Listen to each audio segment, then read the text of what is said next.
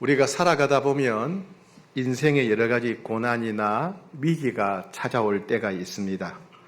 아마 평생에 최소한 한두 번 이상은 다 감당하기 힘든 시련, 고난, 역경을 경험하셨으리라 생각이 됩니다. 우리는 인생에 찾아온 이 위기, 역경, 고난을 어떻게 극복하느냐에 따라서 다음 인생이 결정된다고 할 수 있겠습니다. 그리고 그 위기를 극복하는 과정에서 그 사람이 어떤 사람인지 그 사람의 됨됨이가 다 드러나게 됩니다. 오늘 본문은 이스라엘 백성들이 국가적인 위기를 직면했을 때 그들이 어떻게 이 문제를 극복했는가에 관한 말씀입니다. 당시 이스라엘은 남북으로 나눠져 있었습니다. 우리나라도 남한과 북한으로 나눠져 있죠. 이스라엘도 10지파가 북이스라엘, 2지파가 남유다 이렇게 구성되어 있었고, 오늘 본문의 배경은 남유다의 왕 중에서 여호사밧 왕 때 발생한 사건입니다. 이 여호사밧은 제가 가만히 보니까 굉장히 똑똑한 왕이었어요. 이스라엘 역사상 똑똑한 왕 하면 다윗이나 솔로몬도 들어가겠고, 그 다음에 우시야 왕이 있어요. 우시야 왕이 참 똑똑한 왕이었어요. 그리고 이 여호사밧도 굉장히 유능한 왕이었습니다. 성경을 보면 이 여호사밧은 전국 곳곳에 암세포처럼 기생하던 모든 우상들을 깨끗하게 박멸시킵니다. 종교개혁을 단행했지요. 나라 곳곳에 군사 도시를 세워서 국방을 매우 튼튼히 했습니다. 그리고 지도자들을 지방에 보내어서 백성들에게 율법 교육을 실시합니다. 그리고 억울한 사람이 없도록, 백성들 중에 억울한 사람이 없도록 사법 제도를 확립합니다. 그리고 행정 체계를 잘 정비해서 전국 곳곳에 백성들이 안정감 있게 살도록 매우 유능한 정치를 펼쳤습니다. 근데 이렇게 똑똑한 여호사밧이 큰 실수를 2가지나 하게 됩니다. 이스라엘은 남북이 분열된 이후로 남쪽과 북쪽 간에 늘 싸움, 전쟁이 계속되었습니다. 그런데 여호사밧 때는 전쟁이 없었습니다. 이것은 여호사밧이 잘해서 그런 게 아니라 이게 문제였습니다. 여호사밧 때 북이스라엘의 왕은 아합 왕인데, 이 아합 왕은 북이스라엘의 종교를 여호와 신앙에서 바알 종교로 바꿔버린, 북이스라엘 전체를 바알 천지, 우상 천지로 만들어버린 악독한 왕이 아합 왕입니다.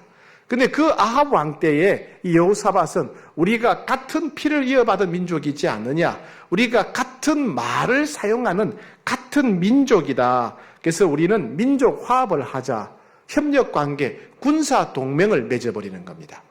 이 우상 숭배하는 아합 왕과 군사 동맹을 맺어서 같이 전쟁에 나가기도 했습니다. 이게 첫 번째 문제였어요.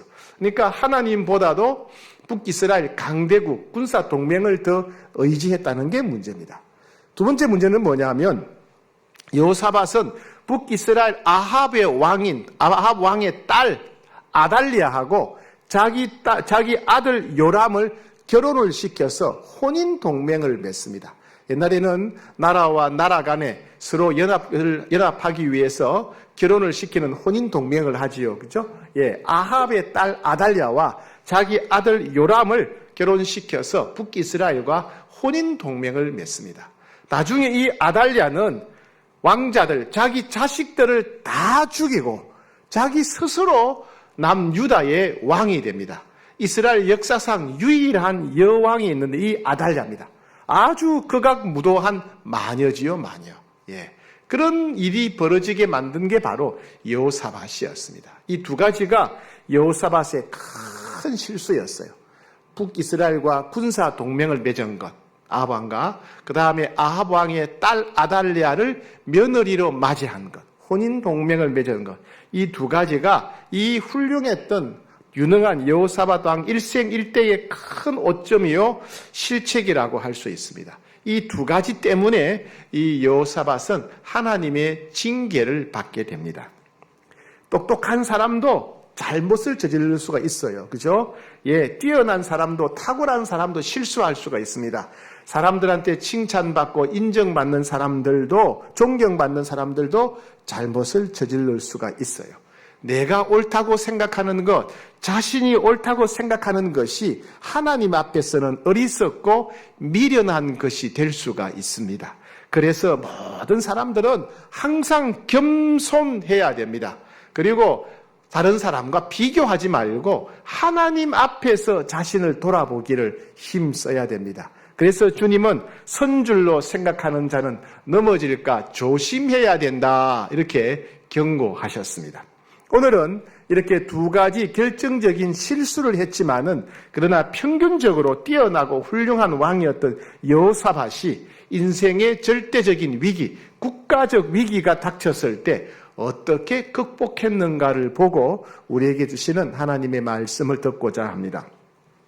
자, 오늘 본문 읽은 본문의 배경은요, 남유다가 심각한 국가적인 위기에 직면했다는 내용입니다. 이게 뭐냐면 세 나라가 유다 지방의 오른쪽과 남쪽에 있는, 동쪽과 남쪽에 있는 세 나라가 연합해서 유다를 공격합니다. 암몬이라는 나라하고 모압이라는 나라, 마온이라고 나왔는데 이게 에돔 사람들이에요. 그러니까 모압, 암몬, 에돔 요 세 나라가 연합을 형성해서 3개국 연합을 해서 남유다를 멸망시키기 위해서 공격해오는 그런 상황입니다. 끔찍한 상황이죠. 사람의 인생에 있어서 가장 비참하고 힘들 때는요, 전쟁입니다. 전쟁이 나면 사람이 겪을 수 있는 모든 고통을 한꺼번에 경험하게 됩니다. 칼에 찔려 죽고, 창에 찔려 죽고, 불에 타서 죽고, 재산은 다 약탈당하고, 굶주림과 전염병에 시달리고, 가족들은 노예로 포로로 끌려갑니다. 그죠? 끔찍한 전쟁이 일어나는 그런 상황이에요. 그것도 3대1로 싸우는 겁니다. 모압과 암몬과 에돔 세 나라 연합군과 유다 싸우니까 3대1로 싸우니까 이건 해보나 마나 질 수밖에 없는 싸움이에요. 아무리 10번 싸워도 10번 모두 질 수밖에 없는, 백전백패할 수밖에 없는, 패할 수밖에 없는 그런 싸움이 벌어지는 겁니다. 세 나라가 연합해서 공격해오는 거예요. 그래서 여호사밧 왕과 백성들은 너나 할 것 없이 두려움에 떨고 공포에 사로잡혔습니다. 그들은 절망했습니다. 어떻게 할 수가 없는 거예요. 3배나 많은 대적이, 그것도 갑자기 쳐들어오는데 대처할 방법이 없는 겁니다. 그래서 지도자들도 백성들도 두려움과 공포에 사로잡혀서 어찌할 바를 몰랐습니다. 그런데 그때에 이 여호사밧 왕은 아무도 예상치 못했던 이상한 방법으로 이 문제를 해결하려고 합니다. 여호사밧 왕이 어떻게 대처했나 봅시다. 첫 번째, 여호사밧은 여호와께로 낯을 향했다고 합니다. 여호와께로 얼굴을 향했다. 3절 시작. 여호사밧이 두려워하여 여호와께로 낯을 향하여 간구하고. 자, 낯을 든다, 얼굴을 든다, 이 말은 존경한다, 이 말입니다. 얼굴을 싹 돌려버린다, 그건 뭐예요? 외면하다, 무시하다, 경멸하다는 말이에요. 근데 하나님을 향해서 얼굴을 향하다, 이 말은 뭐냐면 하나님만 바라본다, 하나님께만 매달린다, 하나님께만 기도한다, 이런 뜻입니다. 그게 하나님께로 낯을 향한다, 이 말입니다. 그러니까 여호사밧이 3개국 연합해서 쳐들어올 때 제일 먼저 한 일은 뭐냐면 하나님을 향해서 기도했다. 하나님께만 매달렸다. 12절에 보면 그때 여호사밧의 기도 내용이 나옵니다. 12절 같이 읽겠습니다. 시작. 우리 하나님이여 그들을 징벌하지 아니하시나이까. 우리를 치러 오는 이 큰 무리를 우리가 대적할 능력이 없고 어떻게 할 줄도 알지 못하옵고 오직 주만 바라보나이다. 예. 지금 전쟁하는데 이 사람은 기도를 하고 있는 거예요. 기도, 하나님께. 그렇죠? 왜 전쟁 상황인데 기도했을까요? 첫 번째는 너무나 절박했어요. 이건 도저히 이길 수 없는 전쟁이에요. 도망가도 살 수 없는 전쟁인 거예요. 너무 절박한 상황이었습니다. 두 번째는 여호사밧은 이 세 나라가 연합해서 협공한 것은 하나님의 징계라고 생각했어요. 왜? 자기가 바알 숭배자 아합 왕과 군사 동맹을 맺고 아합 왕의 딸 아달랴를 며느리로 데려왔거든요. 그래서 나중에 나라가 엉망진창이 되어버립니다. 이 두 가지 큰 실수에 대해서, 잘못에 대해서 하나님께서 여호사밧을 책망하시는 징계라고 생각했어요. 이게 하나님의 징계라면 힘을 다해 싸우거나 또 시간을 다투어 도망가는 것은 전혀 해결책이 아니라고 생각했어요. 이 전쟁이 자신의 죄악에 대한 하나님의 징계라면 하나님 앞에서 해결해야 되는구나.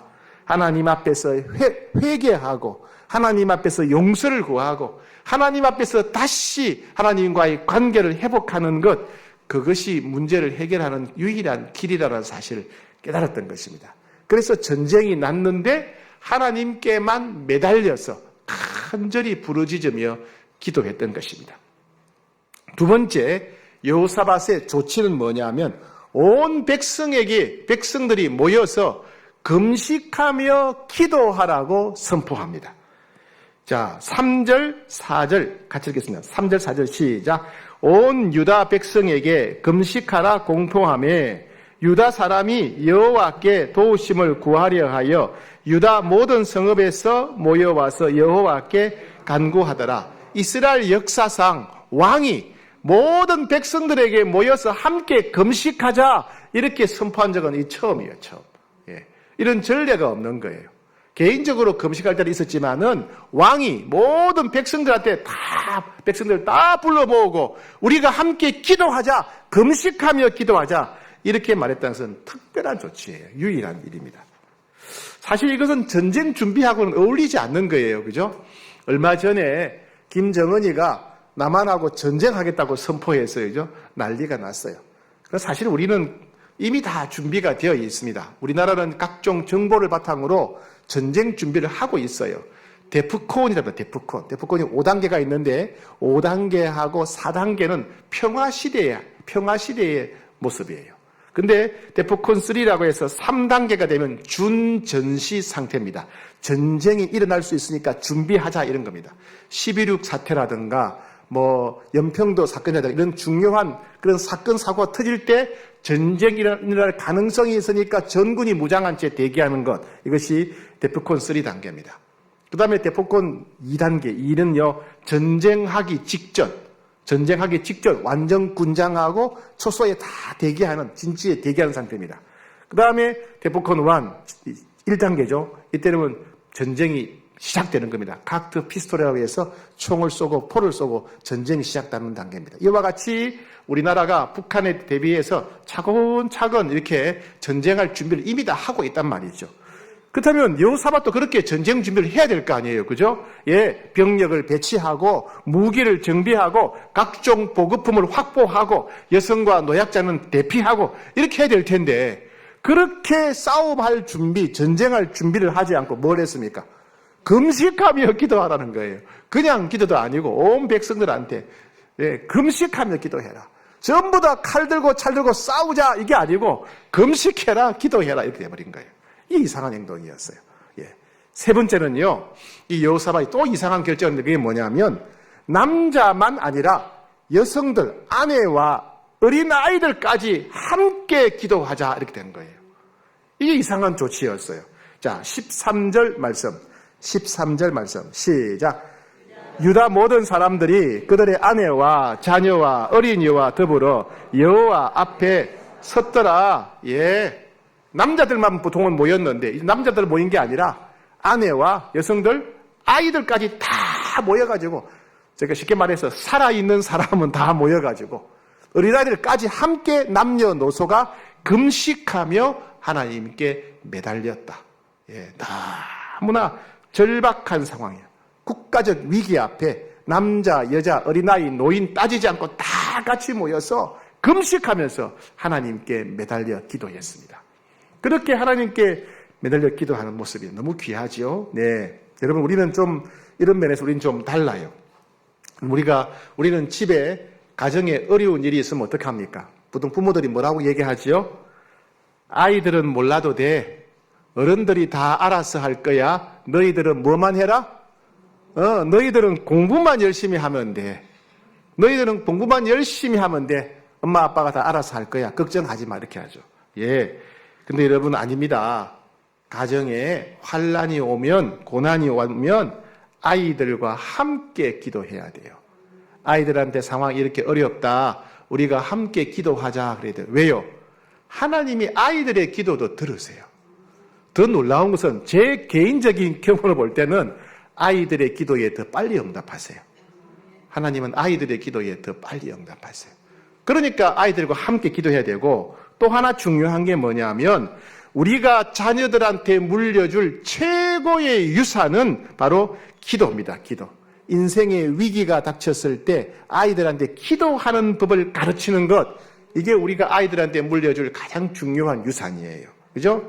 고난과 고통이 몰려왔을 때, 앞길이 막막할 때 아이들과 함께 기도해야 됩니다. 그러면 아이들은 이 경험을 통해서 야, 정말 하나님 살아계시구나, 기도하면 응답하시는구나를 배우게 된다는 거죠. 아이들은 이런 경험을 통해서 인생의 위기 때는 하나님께 기도해야 된다, 하나님을 의지해야 된다는 것을 체험적으로, 경험적으로 아이들이 배우게 됩니다. 체험을 통해서 기도의 중요성을 배운 아이들은 평생 살아가는 동안 하나님을 의지하는 사람이 되기 때문에 그렇습니다. 그러니 여러분, 아이들은 공부하라 그러지 말고 그때는 공부 그만 하고 같이 기도하셔야 됩니다. 같이 기도하셔야 됩니다. 네 번째, 이 여호사밧이 가진 특별한 점, 특이한 점이 뭐냐면 하나님이 주시는 말씀을 붙잡았습니다. 백성들이 모여서 함께 금식하며 기도하고 있을 때, 어린아이부터 노인까지 다 모여서 금식하고 기도할 때 하나님께서 말씀을 주셨어요. 우리 하나님은 말씀하시는 하나님이시죠. 할렐루야. 예, 우리 하나님은 살아계시고 말씀하신 하나님이십니다. 그래서 누구에게 주시냐면 야하시엘이라고 하는 사람, 야하시엘. 이 사람은 레위인입니다. 제사장도 아니고 선지자도 아니에요. 제사장도 아니고 선지자도 아닌데 이 사람이 하나님의 음성을 들은 거예요. 근데 여호사밧은 그 사람이 선지자가 아니라고 해서 무시하지 않았습니다. 제사장이 아닌 평범한 레위인이라고 무시하지 않았어요. 그 레위인 아시엘을 통해 주시는 하나님 말씀에 귀를 기울였어요. 참 겸손한 왕이죠.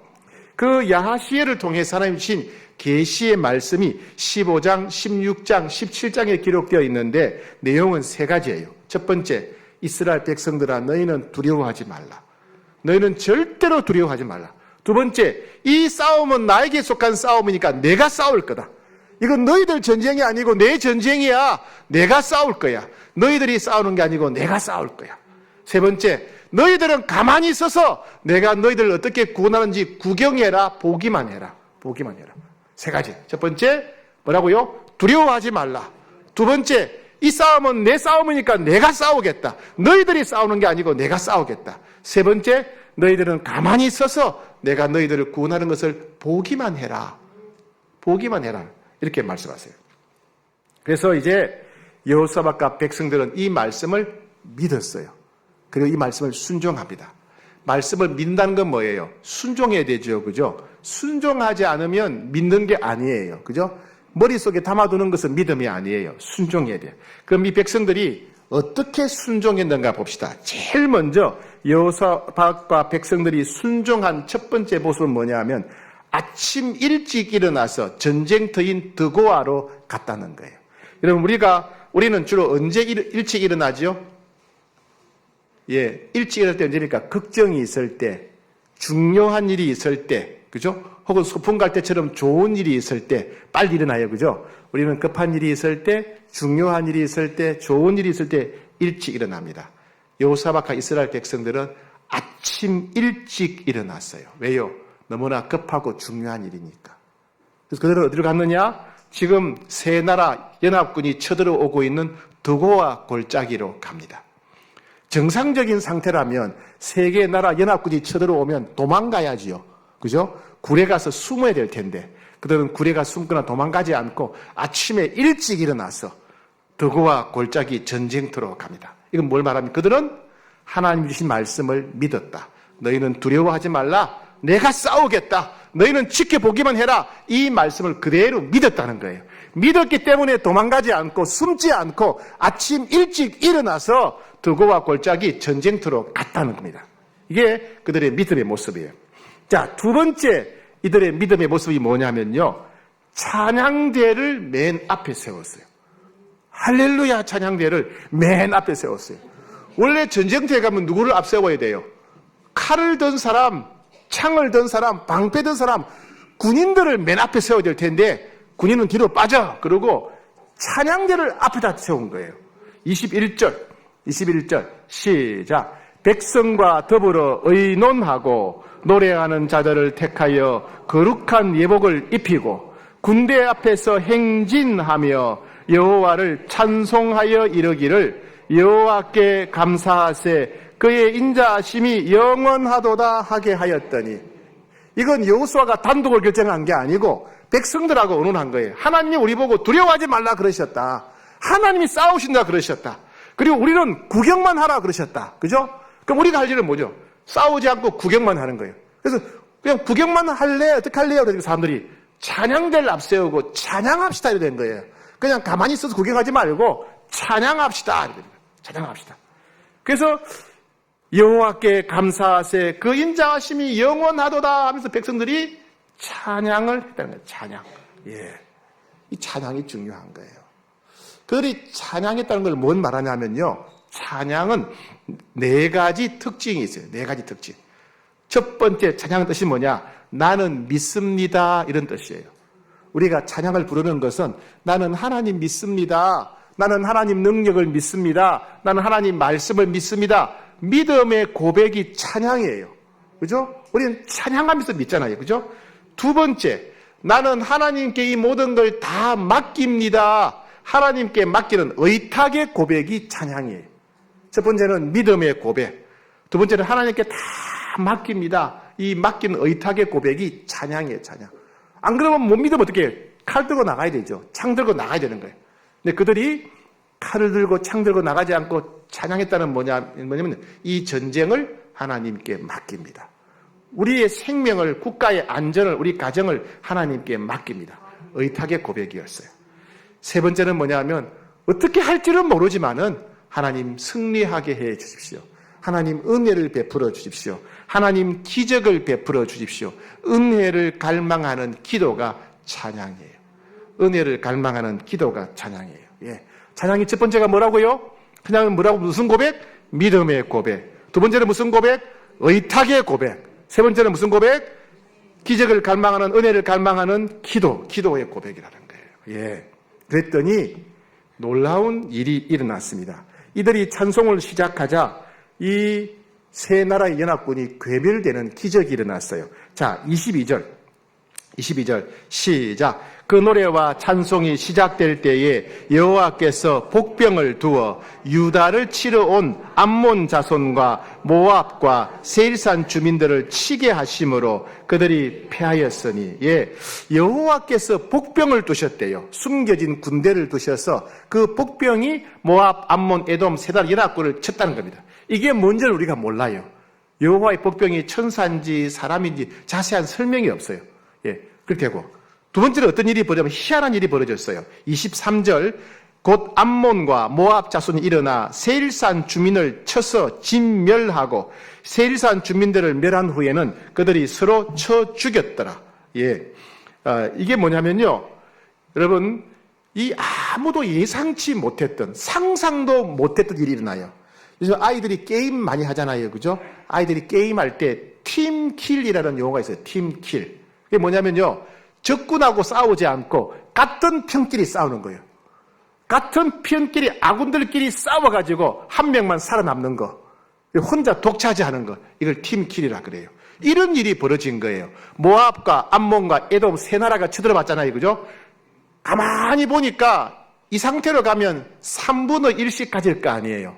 그러니까 모압과 암몬이, 야, 우리 3분의 1 가질래. 우리 둘이 힘을 합쳐가지고 에돔 쳐부수고 2분의 1 가질래. 그래가지고 모압과 암몬이 편먹고 에돔을 다 죽여버린 거예요. 에돔을 죽이면 또 어떻게 됩니까? 반반씩 가질래, 다 가질래 된 거예요. 그래서 또 에돔하고, 암몬하고 모압이 또 싸운 거예요. 그러니까 서로 다 그냥 다 죽여, 몰살당했어요. 그래서 이스라엘 백성들은 칼 한 번 안 휘둘고 그냥 다 죽어버린 거예요. 그 일이 언제 시작되었어요? 언제? 22절, 그 노래와 찬송이 끝났을 때? 하는 중간에? 시작할 때. 예. 그 노래와 찬송이 시작될 때에 여호와의 복병이 일어나고 자기들끼리 싸우고 자중질환이 일어나서 전멸되게 되었다. 찬송할 때 찬송. 야, 찬송이 뭐 한참 부른 다음에도 아니에요. 뭐 그들이 3박 4일 동안 찬송을 불러대니 그게 아니잖아요. 그죠? 예. 찬송이 시작될 때에. 예. 찬송에 위대한 능력이 있는 거예요. 찬송에. 왜요? 찬양은 믿음의 고백이기 때문에. 그죠? 찬양은 하나님께 전적으로 맡기는 의탁의 고백이기 때문에. 찬양은 하나님의 기적 역사를 구하는 기도의 고백이기 때문에. 예. 그래서 우리는 여러분 가정에서 환란이 닥치면 찬송을 많이 불러야 돼요. 우리는 기분 좋을 때만 찬송 부른다고 생각해요. 우리는 은혜 받았을 때 감사할 때만 찬송 부른다고 생각해요. 물론 그것도 맞지만은 감사할 때도 부르고 기쁠 때도 불러야 되지만은 환난 당했을 때도 찬송 불러야 돼요. 환난 당했을 때. 왜요? 찬송은 믿음의 고백이니까. 왜요? 찬송은 하나님께 맡기는 의탁의 고백이니까. 찬송은 기도의 고백이니까. 우리 힘으로 해결하기 힘든 산이 가로막았을 때, 우리 힘으로 해결하기 힘든 강물이 우리 앞길을 가로막았을 때 우리는 그때 찬송 불러야 돼요. 왜요? 찬송은 믿음의 고백이니까. 찬송은 하나님께 다 맡기는 의탁의 고백이니까. 찬송은 하나님이 일하시기 역사하시게 만드는 기도의 고백이니까. 찬송은 하나님을 향한 응원가이기 때문에 응원가예요. 응원가. 그죠? 그리고 우리가 예배 앞두고 찬양을 부르는 거예요. 예배 앞두고 찬양 부르는 거예요. 예? 여러분 사랑방 하기 전에 찬양 불러야 돼요. 행사할 때 기도에 앞두고 찬양 불러야 돼요. 여행 가기 전에 찬송 불러야 돼요. 어려운 일이 생길 때마다 찬양을 불러야 돼요. 왜요? 찬양은 믿음의 고백이니까. 찬양은 하나님께 모든 걸 다 맡긴 의탁의 고백이니까. 예. 찬양은 하나님이 역사하시고 기적을 베풀게 하는 기도의 고백이니까 그렇습니다. 예. 그랬더니 엄청난 승리를 거두었어요. 이 암몬, 모압, 에돔 세 나라가 완전히 괴멸되었는데 다 죽어버렸어요. 서로 다 죽였어요.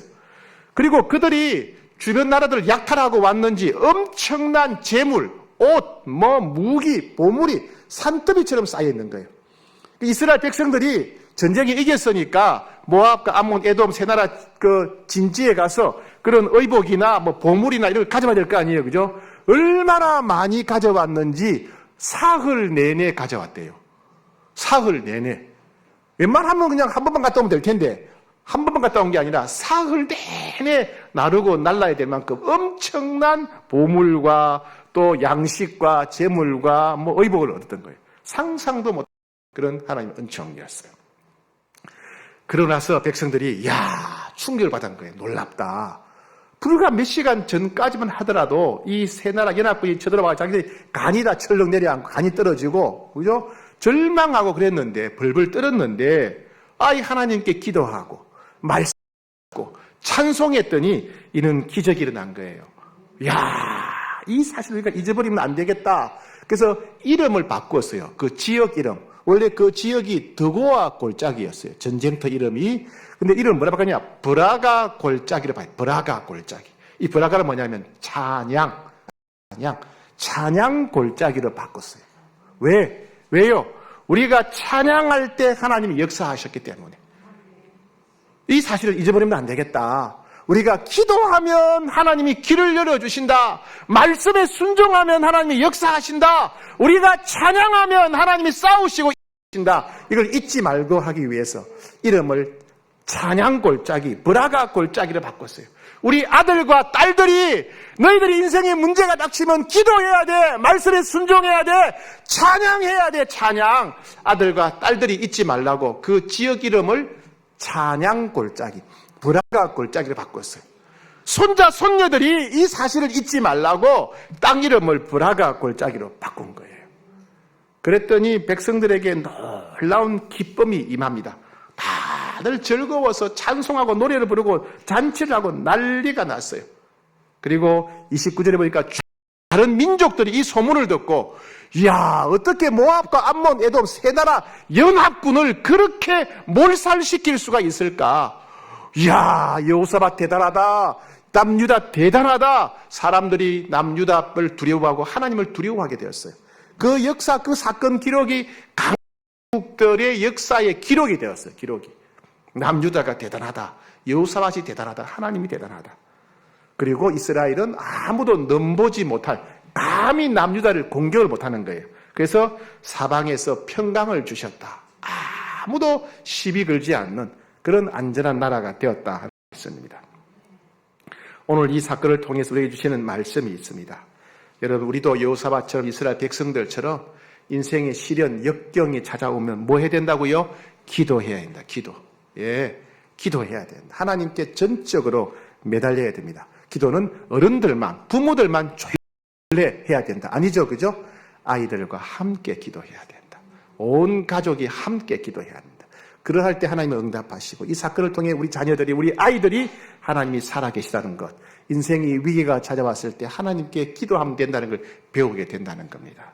두 번째, 하나님 주신 말씀대로 순종해야 돼요. 순종. 그죠? 여호사밧은 주신 예언의 말씀에 순종했습니다. 우리 하나님은 살아계신 하나님, 말씀하신 하나님이십니다. 할렐루야. 그러면 말씀하신 하나님. 그럼 어떻게 해요? 말씀을 들어야 돼요. 기도만 하려고 하지 말고 말씀을 들어야 돼요. 하나님 말씀하시기 때문에 나에게 주시는 말씀을 들어야 돼. 우리 가족에게 주시는 말씀을 들어야 돼. 말씀을 들으면 어떻게 돼요?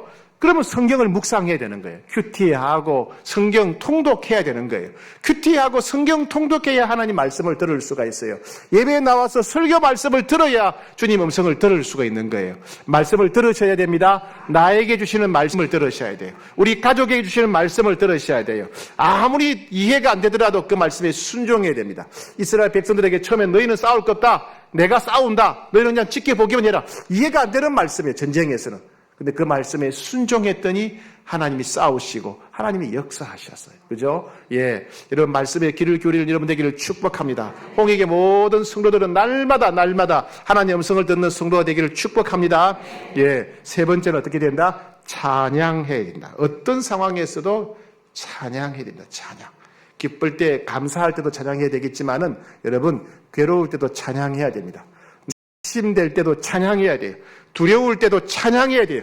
길이 안 보일 때도 찬양해야 돼요. 찬양할 때 두려움과 한숨이 변해서 노래가 되는 겁니다. 찬양은 응원가입니다. 찬양할 때 하나님이 역사하시기 때문에 그렇습니다.